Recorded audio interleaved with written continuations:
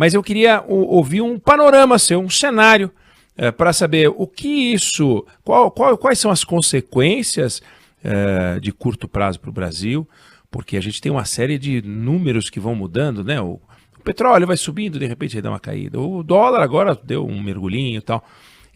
Como é que deve ficar o cenário econômico para o Brasil? Porque essa guerra é na Ucrânia, mas sobram disparos para o mundo inteiro, né, ministro? Olha, Neg, em primeiro lugar, boa tarde, obrigado pelo convite. Eu acho que as consequências do Brasil, eu acho até agora o Brasil é do lado, as consequências são negativas, liquidamente, mas isso vai depender muito da duração do conflito, né? E essa duração é incerta e tende a ser mais prolongada, porque até agora, na avaliação de muitos especialistas, o grande perdedor desse conflito tem sido o Putin, né? Ele fez tudo errado, fez avaliações equivocadas, avaliou que o mundo ocidental estava em decadência, sem liderança, a última tinha sido a Angela Merkel, né?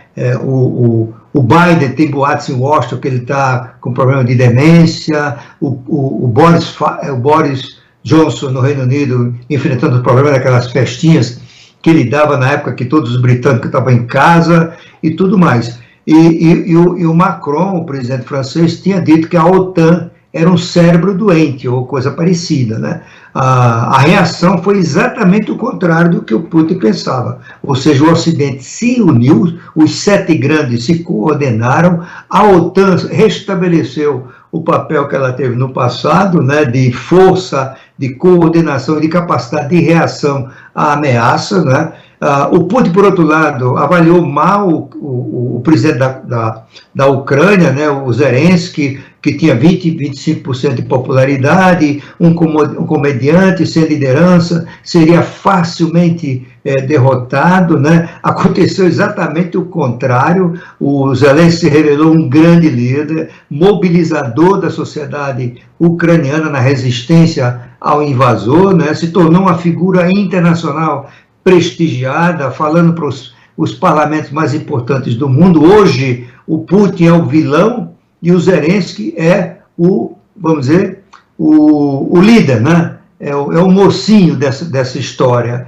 Além disso, o Putin imaginou que essa situação era tão favorável a ele que ele seria aplaudido na Ucrânia e liquidaria essa guerra em uma semana, né? Isso não aconteceu como ele imaginava. Aliás, há informações recentes de que a Rússia não só estagnou a seu avanço, mas já começa a recuar em alguns pontos, né? E quanto mais o Putin é decepcionado em seus objetivos, maior a duração desse conflito e mais arriscados são as suas consequências, inclusive a pior delas seria o uso de armas nucleares, né? Para o mundo inteiro, isso significa menos crescimento, porque os preços da commodities vão aumentar, a inflação em todo o mundo desenvolvido, significa taxa de juros mais alta, menor atividade econômica. A coisa já vinha ruim com a pandemia, que tinha estabelecido problemas na cadeia mundial de suprimento. Os fretes marítimos subiram 5 vezes,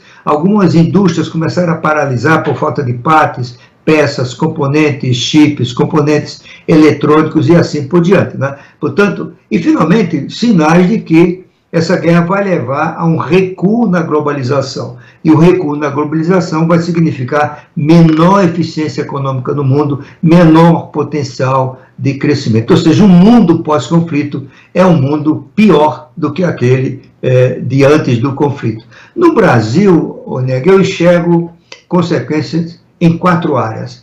A primeira, vamos chamar assim, vantagem, que é o aumento dos preços da commodities. Como o Brasil é um grande exportador de produtos agrícolas e minerais, o Brasil ganhará mais exportação, entra mais dólar, né? E aí significa há um ganho de comércio, ou seja, na comparação de preços internacionais e domésticos, o Brasil ganha. Isso economicamente equivale a um ganho de produtividade, significa maior potencial de crescimento. E 3 outros fatores que eu acho que são desfavoráveis. Primeiro, o aumento dos preços das commodities tem impacto interno na inflação, particularmente de combustíveis, né? Ameaças ao suprimento, por exemplo, do trigo. O Brasil importa 60% do trigo que consome, e essa área em conflito, Ucrânia e Rússia, responde por 30% das exportações mundiais de trigo. Nós podemos ter problema de suprimento na África, fome, né? Provavelmente no Brasil a grande consequência vai ser o aumento do preço do pãozinho. O trigo já aumentou mais de 70% desde o início do conflito, aliás, desde a pandemia, já vinha crescendo antes, né?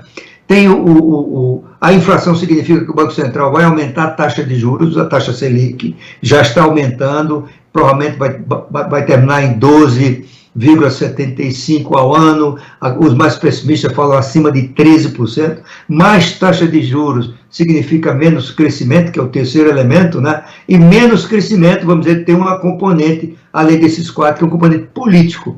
Não é? O menor crescimento significa menor chances de ganho de popularidade do governo. Isso afeta particularmente o projeto de reeleição do presidente Bolsonaro, apesar da eficácia com que ele tem se comportado em neutralizar algum desses fatores. Por exemplo, saiu uma pesquisa semana passada mostrando que só 29% dos brasileiros acham que a culpa pelo aumento dos combustíveis do cenário internacional.